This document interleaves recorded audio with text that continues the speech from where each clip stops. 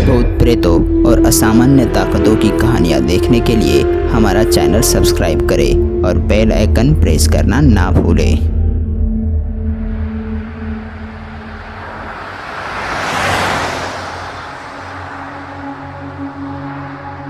John और Kristin दोनों ही काफी खुश थे।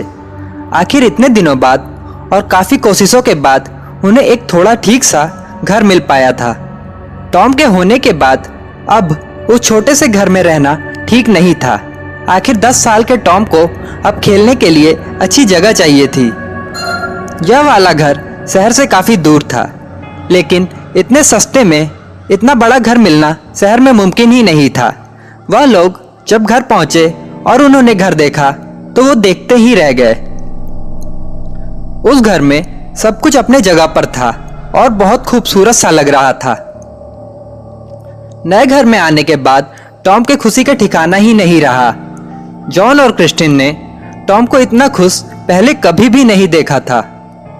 बहुत ही जल्द जॉन, क्रिस्टिन और टॉम अब इस घर में सेटल हो गए थे।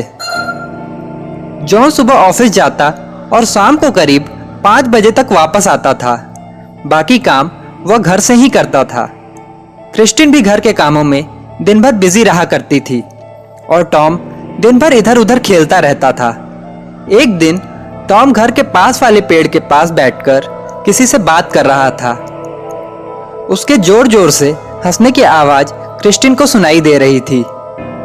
क्रिस्टिन सोच में पड़ गई कि आखिर टॉम किससे बात कर रहा है। वह तुरंत टॉम के पास गई और उसने देखा कि एक बहुत ही प्यारी सी लड़की टॉम के साथ बातें कर रही है। पहले तो क्रिस्टिन डर गई कि इतनी सुनसान जगह पर यह अकेली लड़की कहां से आई होगी। बाद में उस लड़की ने बताया कि उसका नाम स्लेंड्रीना है और वह अपने पापा के साथ यहीं पास में रहती है। इतना कहते ही क्रिस्टिन ने उन बच्चों को अपने घर में आने की इजाजत दे दी।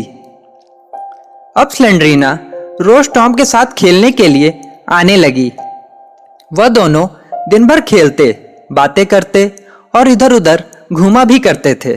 क्रिस्टिन भी टॉम को स्लेंड्रीना के साथ खेलता हुआ देखकर बहुत खुश होती थी। लेकिन एक दिन टॉम बड़े गुस्से से घर आया। उसके कपड़े खून से रंगे हुए थे। उसे देखकर क्रिस्टिन बहुत डर गई और पूछने लगी, क्या हुआ है और यह तुम्हारे कपड़ों पर खून कहां से आया? तो उसने कहा, उसकी स्लेंड्रीना से लड़ाई हो गई है और वह आज से उससे कभी भी बात नहीं करेगा। अब क्रिस्टिन और भी ज्यादा डर गई और फिर से पूछने लगी कि आखिर हुआ क्या है।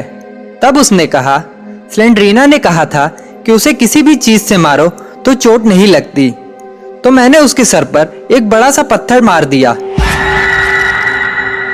तब से वो वहीं पड़ी सो रही है और मुझसे बात भी नहीं कर रही। यह सुनकर क्रिस्टिन के रोंगटे खड़े हो गए। क्रिस्टिन जल्दी से टॉम को लेकर उस जगह पर गई जहां टॉम ने उसे एक पत्थर से मारा था। वहां जाकर देखा तो वहां पर खून के अलावा कुछ भी नहीं था।